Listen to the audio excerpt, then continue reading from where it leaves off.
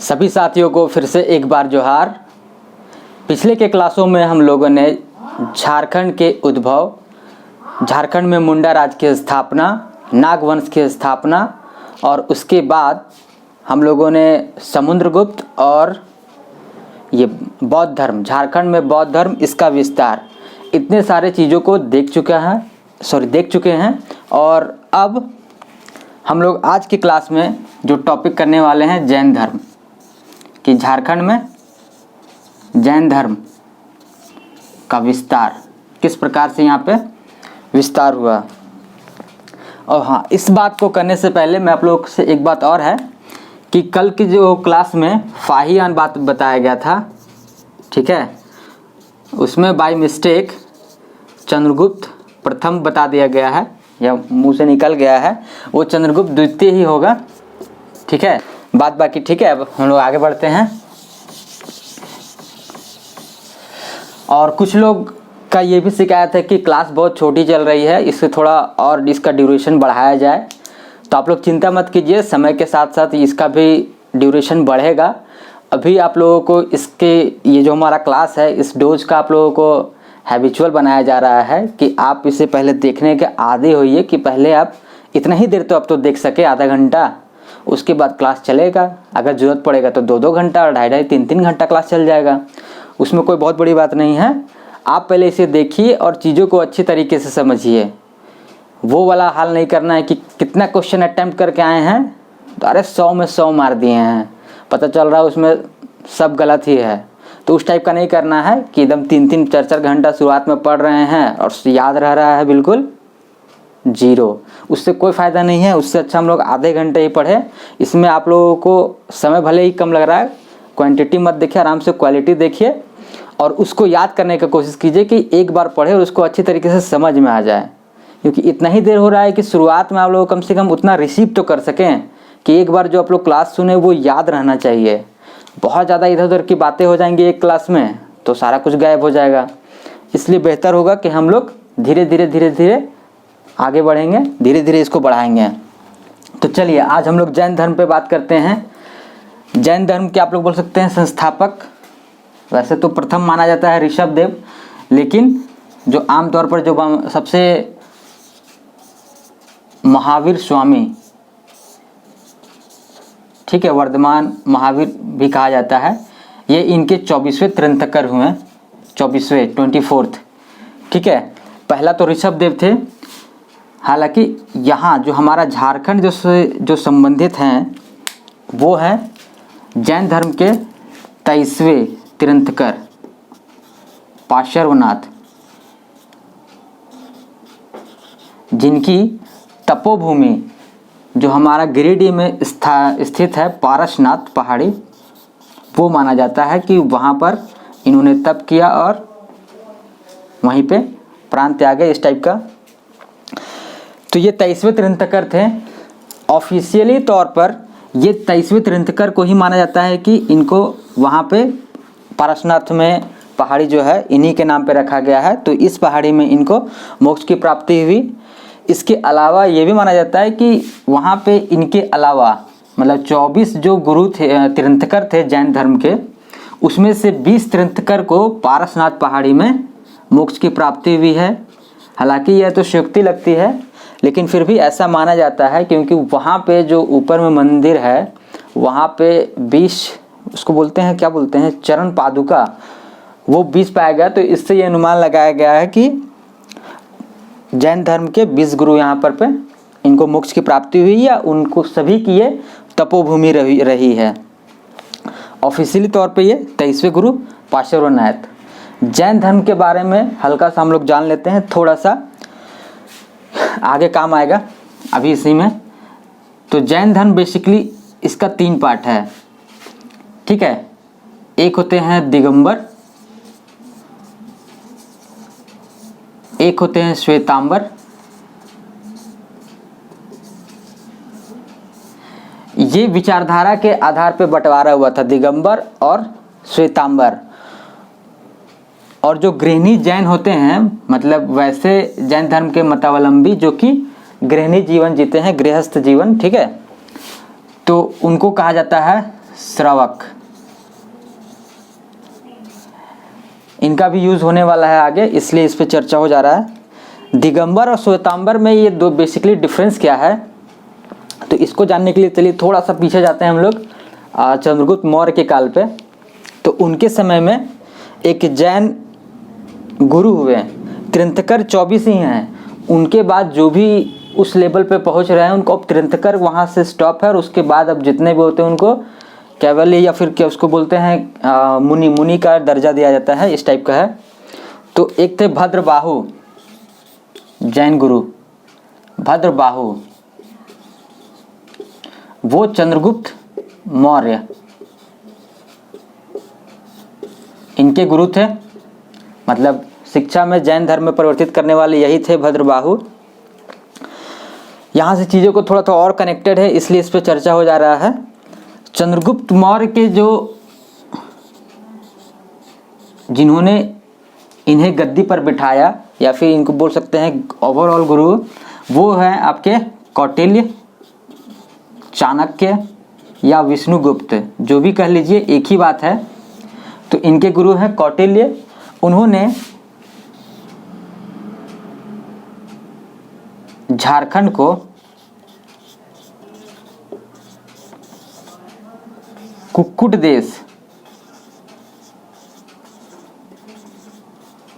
देश के नाम से संबोधित किया है। और एक बहुत ही महत्वपूर्ण बात कही है जो कि एग्जाम में पूछा जाता है, इन्होंने झारखंड के दो नदी शंख और इब, इन दो नदियों की चर्चा की है और बताया है कि यहाँ पर हीरे पाए जाते थे। ठीक है, कौटिल्य जो थे, विष्णुगुप्त या फिर चाणक्य जो भी कह लीजिए, इन्होंने झारखंड को कुक्कुट देश के नाम से पुकारा है या संबोधित किया है। और यहाँ की दो नदियाँ शंख और इब में कहा है कि यहाँ पे हीरे पाए जाते हैं। ऐसा नहीं है कि उस समय में हम लोग अछूते थे मगध साम्राज्य से। मगध साम्राज्य के स्थापना में झारखंड का योगदान काफ़ी बड़ा कह सकते हैं रहा है। उसकी स्थापना में जो हुआ है बेसिकली, वो तो जो अधिशेष उत्पादन था उसको मतलब नियंत्रित करने के चक्कर में हुआ है। और उसमें हमारे यहाँ का जो लोहा जाता था वो बहुत ही महत्वपूर्ण भूमिका निभाया है, क्योंकि हथियार जो उस समय के बने वो बेसिकली इसी से बनते थे। तो यहाँ पे तो शुरुआत से ही योगदान रहा है। तो कौटिल्य ने भी इस देश को, हमारे प्रदेश को रेखांकित किया है, इसके महत्व को उजागर किया है। साथ ही इस क्षेत्र में वो लोग शासन के लिए इन्हीं समय में आठविक अधिकारी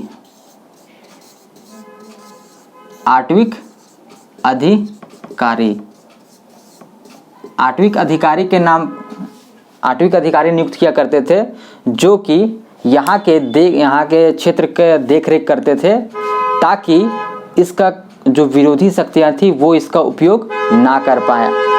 अगर ऐसा हो तो इन्हें सूचना मिले और ये उचित कार्रवाई करें।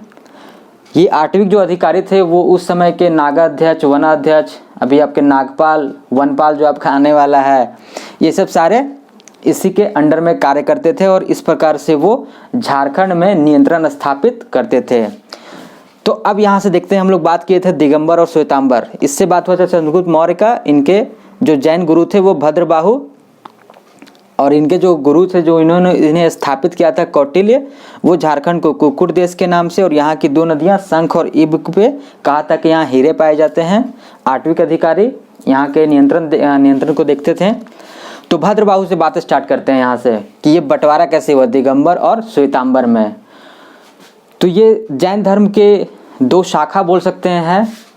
यहाँ पे जैन धर्म का जो बेसिकली जो कॉन्सेप्ट है, जिसमें कि कहा जाता है 4 अहिंसा, सत्य, मतलब हिंसा ना करना, सत्य बोलना, अपरिग्रह और अस्तेय है, मतलब चोरी ना करना, चीज़ों का मतलब संग्रह ना करना, और लास्ट में एक ब्रह्मचर्य ये जोड़े थे हमारे महावीर स्वामी। तो ये 5 उनको फॉलो करने वाले थे।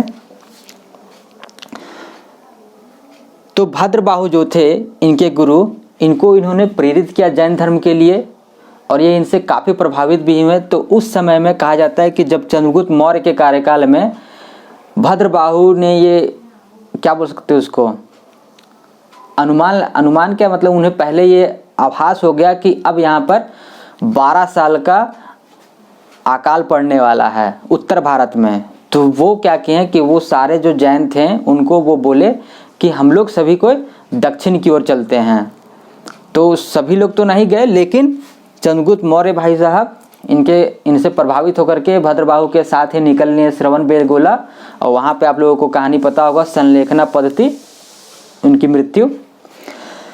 कुछ जब 12 साल अकाल खत्म हो गया तो जो कुछ यहाँ पे जैन लोग बच गए थे, जैन गुरु जो बच गए थे, तो चूँकि अकाल में इनका जो धर्म का जो सिद्धांत था उनका पालन ये पूरी तरीके से नहीं कर पाए और बेसिकली ये स्वनियंत्रण पे विश्वास ज़्यादा करते हैं, फोकस देते हैं मन और तन।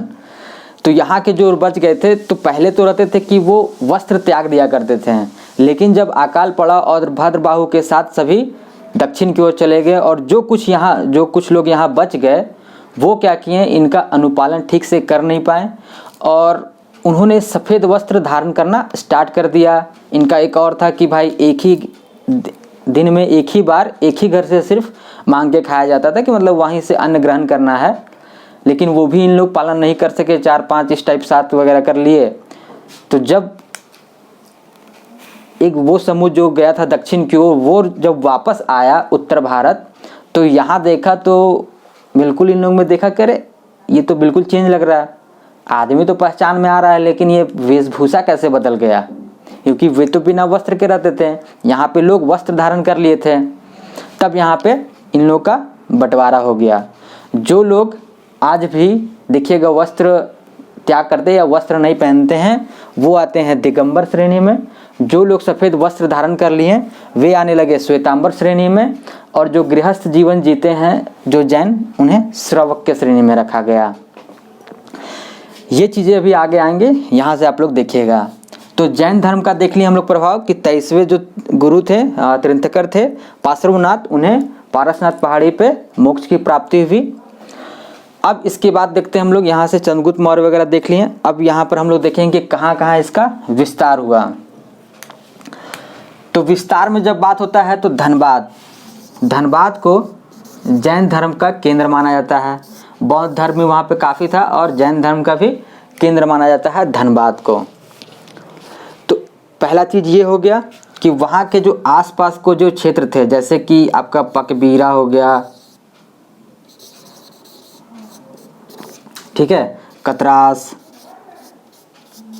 झरिया और कुछ पश्चिमी बंगाल का जो पुरुलिया वाला क्षेत्र उस समय यहीं आता था, तो वो सब हो गया, कर्रा, बलरामपुर, इन सब एरिया जो आसपास का एरिया था, मानभूम वाला जो धनबाद के केंद्र में, तो इन सब एरिया में जैन धर्म से संबंधित वहाँ पे अवशेष मिले हैं। कहीं कहीं पे कुछ मूर्तियाँ मिली हैं, वो बिना वस्त्र के हैं। तो ऐसा अनुमान लगाया जा रहा है कि वो जो मूर्तियाँ हैं वो किनकी होंगी, बिना वस्त्र वाली, तो ये दिगंबर गुरुओं या तीर्थंकर की होंगी। तो धनबाद का ये सारा क्षेत्र है। एक आपका फिर दामोदर और जो कंसाई नदी, जो बौद्ध धर्म में भी बात हुआ था, बुद्धेश्वर जो मंदिर है आप लोग को याद होगा बुद्धपुर में, कंसाई नदी के तट पर, तो वहीं पर दामोदर और कंसाई नदी का जो तट है, उनका जो बीच वाला जो क्षेत्र है, वहाँ पे जैन धर्म बहुत ज़्यादा विकसित था। बाद में टूटते फूटते गया, शैव आया, शशांक आया था तो उस समय, ठीक है। तो आप लोग आगे देखेंगे फिर से। ये हो गया धनबाद वाला जो केंद्र माना जाता था। दूसरा जो इम्पोर्टेंट होगा सिंहभूम।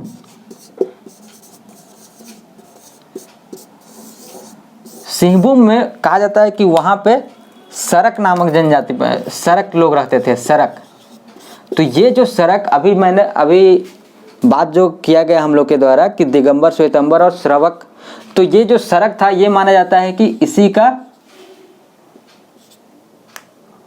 विखंडित रूप है, इसी से टूटते फूटते बना है श्रवक से सरक। तो यही जो जैन धर्म के लोग रहा करते थे, ऐसा माना जाता है कि सिंहभूम में कभी जैन धर्मावलंबी की बहुमत थी, लेकिन वहाँ पे बाद में हो लोगों ने इन्हें वहाँ से निकाल दिया, निकाल बाहर गया। तो आज वहाँ पे हो लोगों की बहुतता है और सरक जो थे मतलब जैन धर्मावलंबी वो देखने को नहीं मिलता है। इसके बाद हम लोग आगे बात करेंगे, ये आप लोग स्क्रीनशॉट ले लीजिए, आप लिखते जाइएगा। इसके बाद जो हम लोग अगला स्थान देखेंगे वो देख लेंगे हम लोग कोलेश्वरी पहाड़, जो कोलुआ पहाड़ के भी नाम से जाना जाता है चतरा जिला में। इस पे बौद्ध धर्म पे भी बात हुआ था और उस दिन भी मैंने बताया था आप लोगों को कि ये जो कोलेश्वरी पहाड़ है या कोलुआ पहाड़ है, कैलुआ पहाड़ है, ये तीनों धर्म जैन, बौद्ध और सनातन, ये तीनों धर्म का संगम स्थल है। यहाँ पे तीनों की प्रभाव की साक्ष्य मिलते हैं कि यहाँ पे तीनों धर्म आज भी देखने को मिल जाए कि यहाँ पे तीनों धर्म का प्रभाव है। तो ये सारा क्षेत्र है। और एक लास्ट हम लोग देख लेंगे पलामू। पलामू का हनुमान गांव है एक, वहाँ पे भी जैन धर्म के काफ़ी अवशेष मिले हैं। तो इतने जगह जो ये सब जो अवशेष मिले हैं, इनसे माना जाता है कि जैन धर्म का झारखंड में ठीक ठाक प्रभाव रहा है। तो यहाँ तक आप लोग समझ गए होंगे कि जैन धर्म दिगंबर, श्वेतांबर और श्रवक इनके प्रवर्तक महावीर स्वामी, जहाँ पे 8वीं शताब्दी ईसा पूर्व में पार्श्वनाथ 800 BC याद रखिएगा, 800 BC में इन्हें यहाँ पर मोक्ष की प्राप्ति हुई थी। पार्श्वनाथ जो कि आज पारसनाथ के नाम से जाना जाता है। और यहीं पे पहाड़ी जो ऊपर है उसको सम्मेत शिखर बोलते हैं, लेकिन नीचे का जो एरिया है वहाँ पे उसको मधुबन बोला जाता है। और वहाँ पे जैन धर्म चाहे वो दिगंबर हो या श्वेतांबर हो, दोनों का काफ़ी सारी मंदिर हैं। वहाँ पे आप लोग जाइए, घूम के आइएगा, देख लीजिएगा, काफ़ी अच्छा जगह भी है। तो 800 शताब्दी ईसा पूर्व में पार्श्वनाथ को पारसनाथ पहाड़ी सम्मेत शिखर में मोक्ष की प्राप्ति हुई थी। यहाँ पे चंद्रगुप्त मौर्य, भद्रबाहु, कौटिल्य, ये सब सारा आप लोग देख लिए हैं। ठीक है, तो यहाँ हमारा होता है जैन धर्म की बातें कंप्लीट। अब यहाँ से आगे हम लोग बात करेंगे शशांक से, जहाँ से छोड़े थे कि समुद्रगुप्त के बाद अगला जो शासक होगा महत्वपूर्ण वो होगा शशांक, क्योंकि यहाँ पर इसका प्रभाव अब देखने को मिलेगा। तो आइए अब हम लोग शशांक की बात करते हैं कि कैसे उसने राज्य स्थापित किया, उसमें झारखंड का क्या महत्व है और उस समय की महत्वपूर्ण घटनाएं।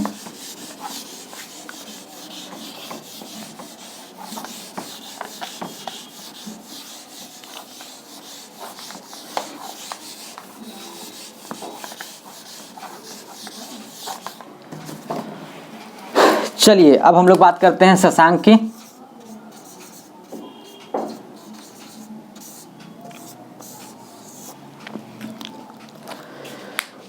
शशांक के बारे में आप लोग को मैंने पहले भी कुछ बताया है कि शशांक क्या था। शशांक था शैव उपासक। सबसे पहले तो समझिए गौड़ वंश का शासक, गौड़ वंश का शासक। दूसरा इसका महत्वपूर्ण क्या हो गया, शैव उपासक, मतलब शैव धर्म मानने वाला। और इसको ये क्या था, बौद्ध धर्म का उत्पीड़क। बौद्ध धर्म से इसका जो बोल सकते हैं इतना उत्पीड़क था या फिर इससे इतना दुश्मनी था कि इसका भी बहुत ही ज़्यादा अच्छा प्रमाण अभी आप लोगों को मिलेगा, मैं आप लोग बताऊंगा। अभी चलिए इसके आगे देखते हैं हम लोग। सबसे पहले कि जब गौड़ वंश के शासक जो थे शशांक, इनका कार्यकाल वही गुप्त काल जो था, तो गुप्त काल के अंतिम के दिनों में ये जो प्रदेश था गौड़, एक समझ लीजिए बंगाल, थोड़ा उड़ीसा, थोड़ा हम लोग का झारखंड, ये सब एरिया, मतलब मेन फोकसली आज जो जगह है वो बंगाल में ही है। तो वहाँ पे क्या किए थे, इस क्षेत्र के ये सेनापति हुआ करते थे, मतलब प्रभारी जो भी कह लीजिए। तो वो क्या किए, चूँकि ये बहुत ही महत्वाकांक्षी व्यक्ति थे शशांक, बहुत ही महत्वाकांक्षी, बहुत जगह युद्ध लड़ाई वड़ाई करके इधर उधर छीना झपटी करके खूब सारा हथियाए थे भाई साहब, अभी इस पे बात चले होगा। तो ये क्या किए, चूँकि महत्वाकांक्षी थे तो ये अपने आप को स्वतंत्र घोषित कर लिए और गौड़ वंश के शासक कहलाए शशांक। और इन्होंने शुरुआती दिनों में यहाँ जो हमारा सिंहभूम का क्षेत्र है, सिंहभूम कहा जाता है कि सिंहभूम में इन्होंने अपनी राजधानी बनाई थी, सिंहभूम एरिया में, जिसको कि कर्ण सुवन भी बोलते हैं। अभी कर्ण सुवन की चर्चा आगे भी मिलेगी, ठीक है।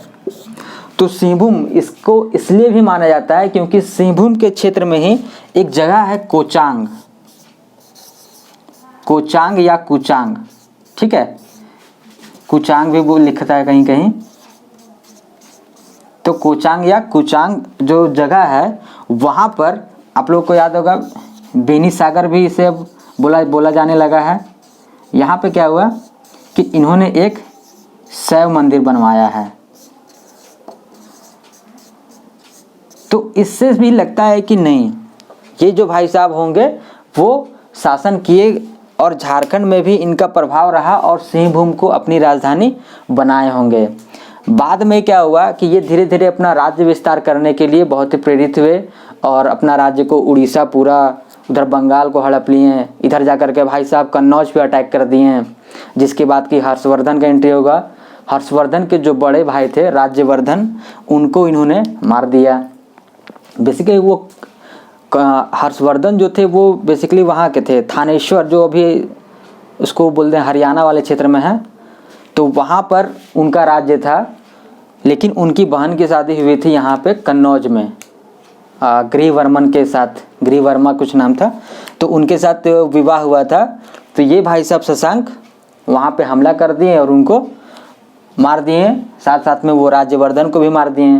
तब जाके के 16 वर्ष की उम्र में हर्षवर्धन राजा बने और इसको मार भगाए वहाँ से वापस, और कन्नौज पे को भी अपने शासन में ले लिया। तो यहाँ से हम लोग देखेंगे कि ये देखिए कि ये कितने महत्वाकांक्षी व्यक्ति थे कि ये धीरे धीरे राज्य को बढ़ाने लगे। और ऐसा भी है कि सिंहभूम एक तो राजधानी बनाए ही थे, एक झारखंड में एक और राजधानी के तौर पे दर्जा दिए थे संथाल परगना के,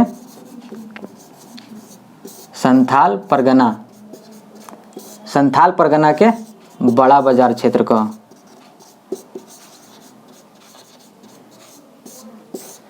तो शशांक का महत्व इसलिए भी झारखंड में है कि इन्होंने देखिए इस तरह से शासन स्थापित किया और ये पहले राजा हुए जिन्होंने अपने राज्य की राजधानी झारखंड में बनाई, सिंहभूम और संथाल परगना का बड़ा बाजार। ये सब ये चीज़ हो गया इतना।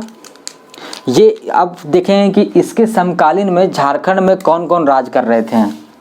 तो इनके समकालीन में 2 राजा थे नागवंश के, ठीक है। नागवंश अब लगातार चलता ही रहेगा। नागवंश की जब स्थापना हुई तो चूंकि वो एक ऐसा राजवंश है जो कि पहली शताब्दी से इस्टेब्लिश होकर के हमारे ये स्वतंत्रता तक बनी हुई है, तो इसलिए नागवंश का चर्चा अब लगातार चलता ही रहेगा। ऐसा नहीं सोचना है कि नागवंश को वहीं पे पढ़ा करके ख़त्म कर दिए हैं। कुछ लोग हाँ देख रहे हैं कि ये भी कमेंट कर रहे हैं कि सर मुंडा राज उतना ही पढ़ाएं। तो भाई वो मुंडा राज था, शासन व्यवस्था नहीं है वो। अभी शासन व्यवस्था बाद में पढ़ाया जाएगा, उसके बाद शासन व्यवस्था जब स्टार्ट होगा तो सारे जनजाति का शासन व्यवस्था पढ़ेंगे ना, और वैसे पढ़ेंगे तो फिर ये कंप्लीट ही नहीं होगा। अभी हिस्ट्री पढ़ रहे हैं तो हिस्ट्री पॉइंट ऑफ व्यू से हम लोग आगे बढ़ रहे हैं। इसके बाद हम लोग जब पढ़ेंगे यहाँ के जनजातियों के बारे में तब हम लोग शासन व्यवस्था पढ़ते जाएंगे उसी में, तो हड़बड़ाइए मत, ठीक है। तो शशांक के समय अवधि में जो यहाँ के शासक थे नागवंशी शासक वो 2 हुए। एक तो हो गए हरि राय, एक हो गए थे हमारे हरि राय नागवंश के शासक, और दूसरे थे हमारे गजराज राय। हालांकि इनका इतिहास में कोई बहुत बड़ा योगदान रहा नहीं, इसलिए सामान्यतः माना जाता है कि शशांक चूंकि इतने महत्वाकांक्षी जो शासक थे भाई साहब, वो इन लोगों को तो डरा धमका गए, क्योंकि युद्ध तो खैर ये किए नहीं, छोटा राज्य था और मौज मस्ती वाले लोग, आराम से टेंशन नहीं लेने वाले लोग हैं ये सब। तो क्या था कि भाई युद्ध हुआ नहीं तो इनको ये अपने अधीन कर लिए होंगे बहुत ही आसानी से। तो इसलिए सिर्फ नाम याद जानना है कि इनके समकालीन, क्योंकि अगर एग्जाम में पूछ दे कि जो महान शासक हुए जिनका प्रभाव झारखंड में देखने को मिला है, तो ये पूछा जा सकता है कि उनके समकालीन नागवंशी शासक कौन थे। अभी और भी जो अगली क्लासों में हम लोग बात करेंगे कि और जो अब उदय होगा, 8वीं शताब्दी से उदय होना स्टार्ट हो जाएगा अन्य राजवंश के, तो हम लोग उसको भी साथ साथ लेते चलेंगे। तो हम लोग को ये चीज़ ध्यान देना है कि भाई समकालीन को भी देखते जाना है कि ये जो भारत के स्तर पे महान शासक हुए हैं उस समय में झारखंड के कौन से शासक हुए हैं, उन्होंने इसके साथ क्या किया, कैसा व्यवहार किया, युद्ध हुआ या ना हुआ, मैत्रीपूर्ण संबंध हुआ, अधीनता स्वीकार की नहीं की, तो इस टाइप का देखते जाना है। तो मैं आप लोगों को इसलिए बताता जा रहा हूँ कि शशांक के समय में कौन थे, हरि राय और गजराज राय, इन्होंने अधीनता स्वीकार की और बहुत ही शांति प्रिय रूप से स्वीकार कर ली, कोई युद्ध वगैरह नहीं हुआ। तो शशांक के बारे में हम लोग देख लें कि वो क्या क्या किए। यहाँ पर सिंहभूम के क्षेत्र में कोचांग और कुचांग स्थान पे बेनीसागर शैव मंदिर का निर्माण कराया। मानभूम में आज का जो धनबाद है वहाँ पे एक पारा देवी बुलाता है, पारा देवी की मंदिर स्थापित की। ठीक है, और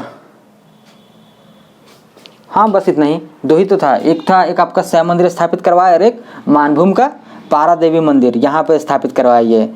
तो इन सब चीज़ों से झलकता है कि शशांक ने यहाँ पर क्या किया, बौद्ध धर्म के केंद्रों को नष्ट भी किया और अपने शैव धर्म को स्थापित भी करता जा रहा था। शशांक जो कि बौद्ध उत्पीड़क माना जाता है, उसकी उत्पीड़ना या बोल सकते हैं कि बौद्ध धर्म से इतनी घृणा, इतना विद्वेष भावना था कि इसी के बारे में कहा जाता है कि ये जो जहाँ पे गौतम बुद्ध को ज्ञान की प्राप्ति हुई थी, बोध गया का बोधि वृक्ष, उसको भी भाई साहब ने कटवा दिया कि अच्छा यहीं पे ज्ञान प्राप्त हुआ भाई साहब को, इसको काटो। इसी तरह से देखिएगा बौद्ध धर्म का एक और अभी दिखाया जाएगा, आगे में आएगा कि बौद्ध धर्म से हालांकि उनकी भलाई की थी, लेकिन उन्होंने भाई साहब उल्टा बौद्ध धर्म को पूरा तरीके से बर्बाद कर दिया था। इसकी कहानी उम्मीद है अगले क्लास में या उससे अगले क्लास में आ जाएगी, तो आप लोग देखते जाइएगा। शशांक के बारे में इतना देख लीजिए, इतना देख लिए हैं। ये कर्ण सुमन वाला याद रखिएगा, क्योंकि अभी जो मैं बताने जा रहा हूँ वहाँ पे इसको अटैच करेंगे। ठीक है, तो शशांक है, ये देख लीजिए, इतना ही है इसके बारे में यहाँ पे झारखंड के संदर्भ में। बाद बाकी जब भारतीय इतिहास पढ़ेंगे तो शशांक के बारे में और भी डिटेल होगा, लेकिन फिलहाल यहाँ पे इतना ही, आप लोग स्क्रीनशॉट ले लीजिए। अब हम लोग बात करते हैं इससे अगले हर्षवर्धन की। तो अभी हर्षवर्धन का थोड़ा सा बात तो हुआ है, थोड़ा सा और बात भी कर लेना हम लोगों को।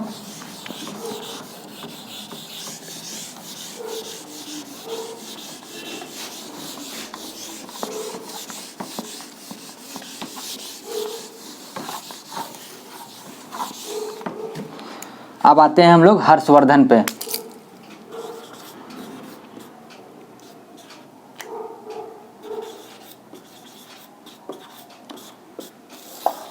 तो अभी यहाँ पे बात हुआ था कि हर्षवर्धन के जो बड़े भाई थे राज्यवर्धन, ठीक है, उसकी हत्या किसने की थी, तो ये शशांक ने की थी, जिसके बाद मात्र 16 साल की उम्र में ये गद्दी पे बैठ गए।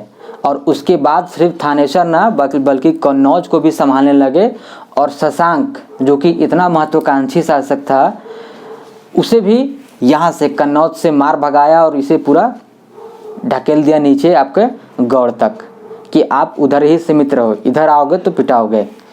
ठीक है, तो हर्षवर्धन के काल में ये हुआ। हालांकि इसके संदर्भ में कहा जाता है कि ये ना कुछ भी वैसा कोई खास नहीं, कि ना तो ये बौद्ध प्रेमी, ना जैन प्रेमी, ना वैसा कोई हिंदू धर्म का प्रेमी, वैसा कुछ नहीं, ये बिल्कुल न्यूट्रल। ठीक है, तो इसलिए मंदिर के संबंध में तोड़े जाने के संदर्भ में इनका कोई योगदान नहीं रहा। ऐसा नहीं हुआ कि अच्छा शशांक ने कि अच्छा वो लोग बौद्ध धर्म, लोग को तोड़ दो, फिर शशांक ने बनाया शिव मंदिर, ये अच्छा वो शशांक बनवाया शिव मंदिर, इसको भी तोड़ो, तो उस टाइप का घटना नहीं हुआ। तो हर्षवर्धन के काल के संदर्भ में देखा जाएगा कि यहाँ पे दो राजा, नागवंशी राजा दो हुए, एक तो हुए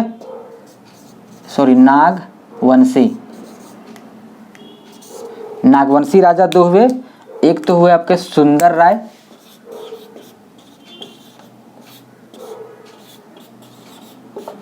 राय, नागवंशी शासक, और दूसरे हुए मुकुंद राय।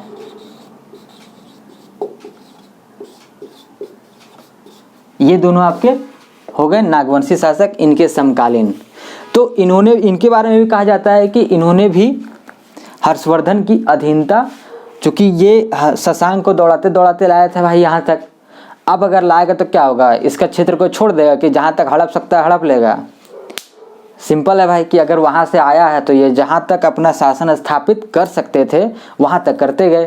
तो झारखंड को भी इन्होंने अपने अधीन ही कर लिया। और ये सुंदर राय और मुकुंद राय, ये दोनों भी बहुत ही शांति प्रिय, और इन्होंने भी हर्षवर्धन की अधीनता स्वीकार कर ली। ठीक है। और इनके समय में बहुत इंटरेस्टिंग है कि मुकुंद राय के बारे में है कि मुकुंद राय के समय में अंधविश्वास जो था वो अपने चरम लेवल पर था। एक ऐसा कहानी है कि एक बार क्या हुआ, मुकुंद राय की जो पत्नी थी वो बीमार हो गई। अब इसका इलाज चला रहे हैं, वो ठीक ही नहीं हो रही है, चला रहे हैं, नहीं ठीक हो रही है। तब जा कर के एक तांत्रिक ने इन्हें सलाह दी कि इन पे कोई भूत प्रेत का साया है, तो अगर इसके लिए भूत प्रेत या देवी बोल सकते हैं उस समय में, उन लोग का भाई जो नर बलि वाला जो सिस्टम होता है वो, कि उनको शांत करने के लिए आप नर बलि दीजिए, तब जा कर के ये रानी ठीक हो पाएंगे। चूँकि अंधविश्वास पूरा था ज़बरदस्त। ये तो वही बात हो गया भाई कि भाई बुखार लगा किसी और को और सुइया दे दो इसको तो ठीक हो जाएगा। खैर वो अंधविश्वास ही था तो ये मान भी लिए। तो मुकुंद राय ने क्या किया, ढूंढ रहे कि किसको भाई बलि दिया जाए। तो किसी तरीके से दो बच्चे को पकड़ा गया कि अच्छा इसको नर बलि इसका दिया जाएगा। लेकिन है कि जब वो उन्हें ला रहे थे तो भाई रास्ते में ही वो नदी में नाव पलट गया और भाई साहब मुकुंद राय डूब के मर गए। तो इस टाइप का बहादुरी वाले किस्सा है इनका, जो कि हर्षवर्धन से आराम से इन लोग अधीनता स्वीकार कर लिए और भाई साहब इस टाइप का महान काम किए हैं। तो इतिहास में इसी टाइप का दर्ज भी है।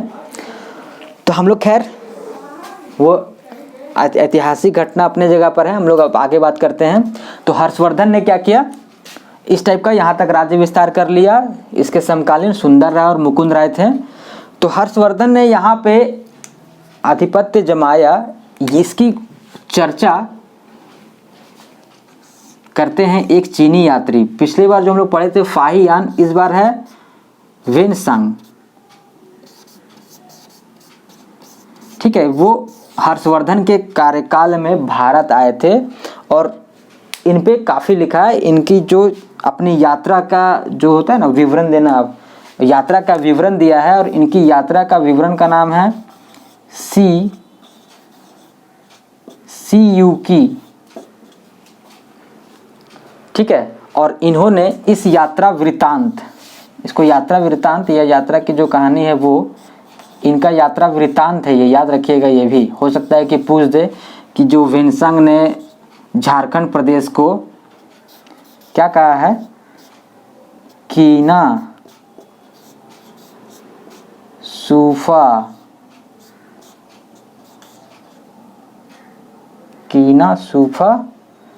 लाना।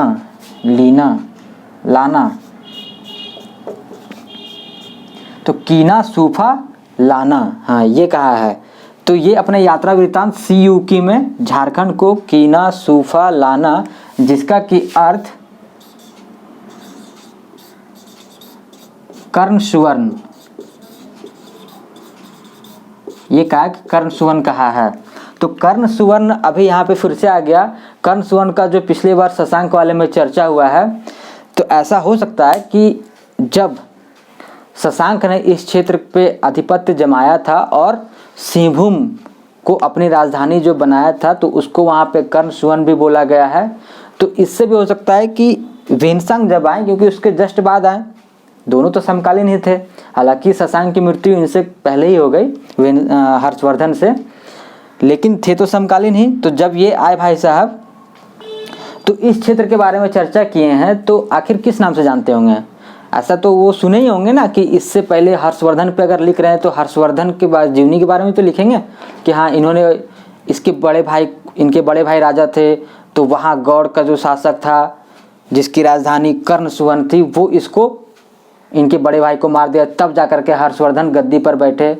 तो चूँकि उनकी राजधानी रही है शशांक की, तो इसलिए जो वेनसांग थे इस क्षेत्र को कर्णसुवन के नाम से भी संबोधित किए होंगे। और बात बाकी है ही कीना सूफा लाना, ठीक है।